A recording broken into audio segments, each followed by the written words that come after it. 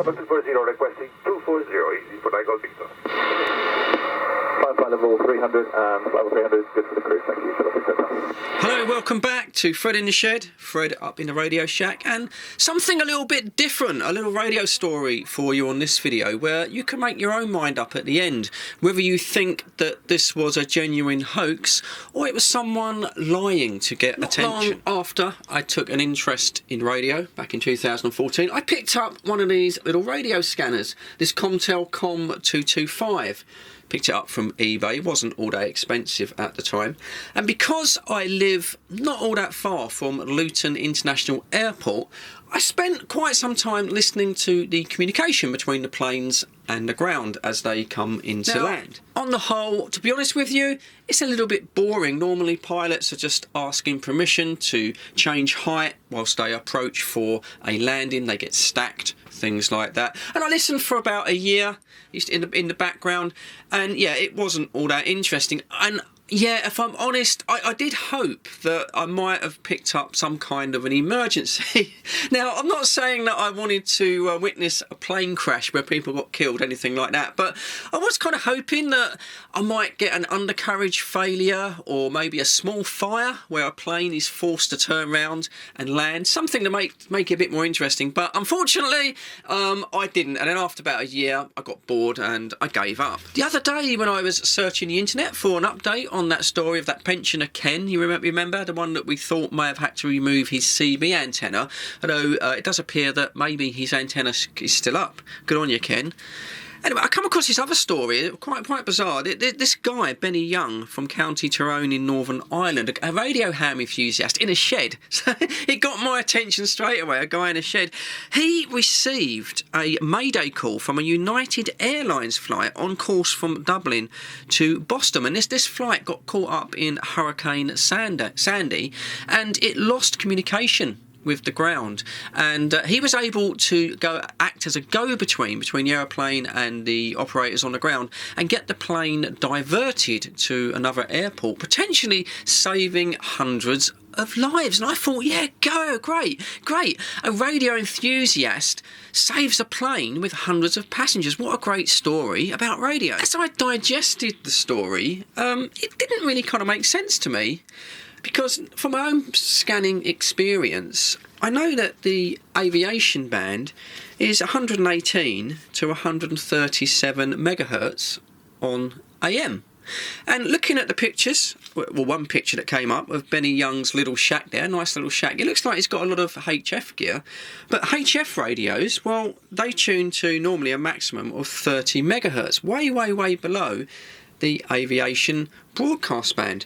And I also know from my own scanning that the emergency channel on the broadcast band is 121.5 megahertz. Now, even if Benny somehow got hold of aviation broadcast equipment, my God, if he was transmitting and communicating with an aircraft on the aviation emergency channel, that is a serious offence. Let alone that he's a ham operator. I would have thought his licence would immediately be suspended following a review.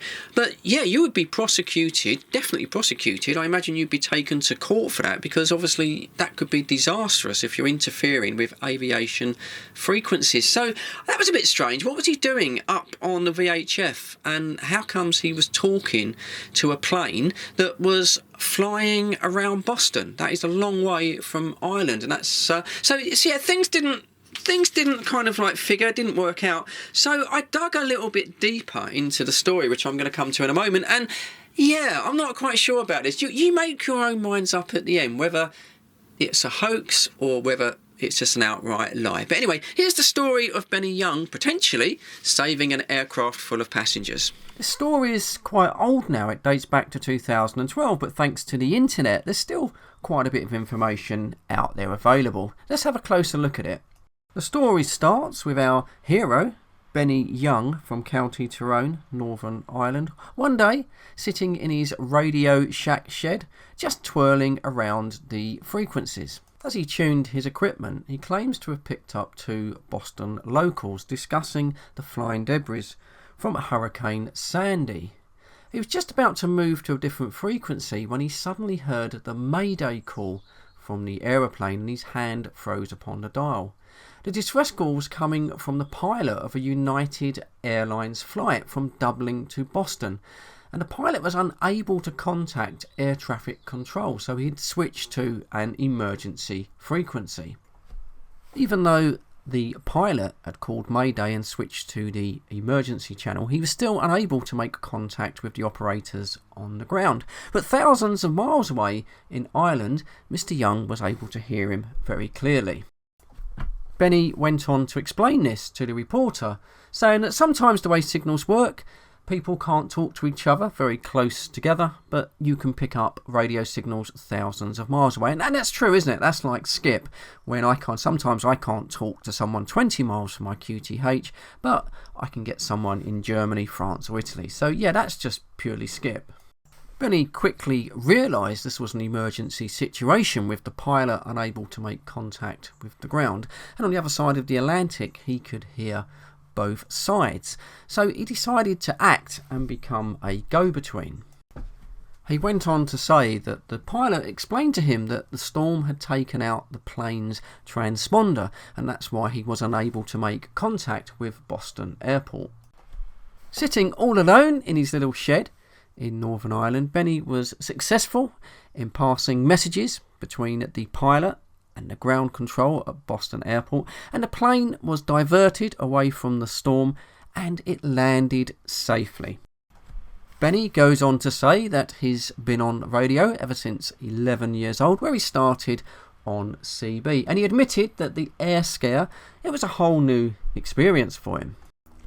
He was greatly relieved when he heard that the plane landed safely, and as far as he was aware, the passengers never even knew anything about the drama of a guy in a garden shed redirecting a plane. That's the story. What a great story. A radio ham able to step in there and potentially save all of those lives. And I read that and I thought, okay, it's a great story, but there was a few things that immediately just didn't add up in my mind. Let me explain. Firstly, the stuff that is correct. Hurricane Sandy did occur at this time in 2012, and it was quite a severe hurricane, and it did cause a lot of flooding and a lot of damage, so this could have potentially diverted a plane.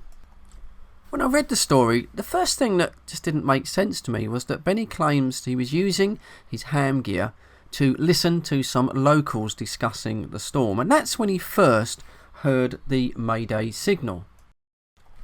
And that just didn't make sense to me, because I know from my own previous scanning experience, to pick up aircraft you need a VHF radio.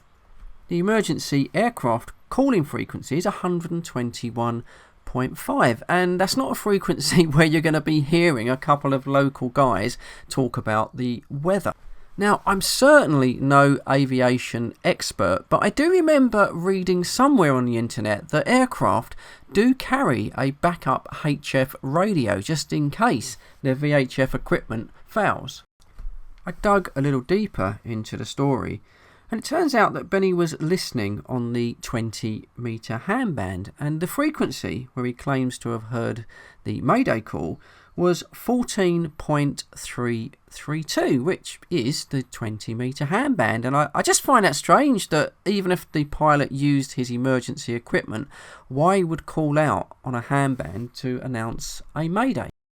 The next thing that seemed a little odd to me is that Benny had said that the pilot explained to him that the plane's transponder had been damaged by Hurricane Sandy, and that's why he was unable to make contact with the ground at Boston.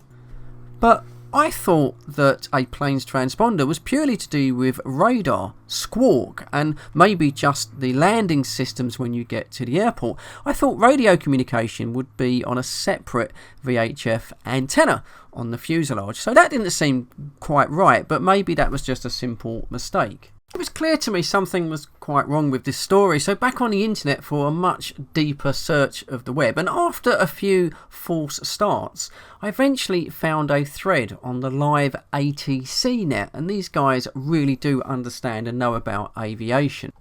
And on the forum, it turns out there's a whole thread devoted to Benny Young, and he's claimed to have received this Mayday call from a United Airlines aeroplane, and they found a lot of discrepancies in his story, and they concluded that on the frequencies that he claimed, he just could not have received this Mayday call. Then finally, I found this information which completely sinks this story, and that is that United Airlines had already stopped the Dublin to Boston flight a few months before Benny Young claimed to have received the Mayday call, so this just could not have actually happened.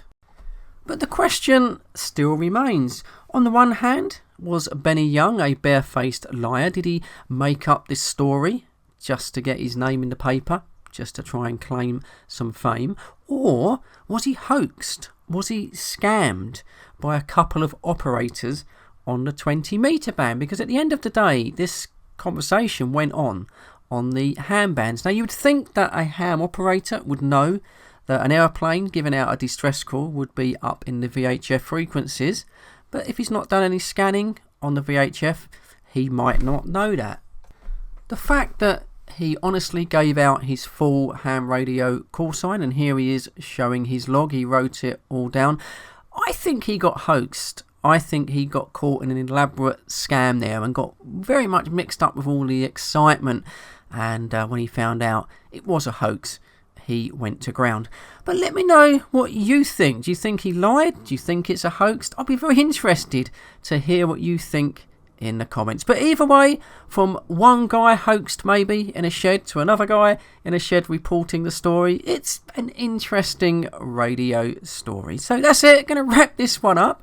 Thanks for tuning in. I do appreciate your view time as ever. Stay tuned for more CB PMR action on Fred in the Shed channel. But as for now, as always, look after each other, stay safe, catch you on the next one, guys.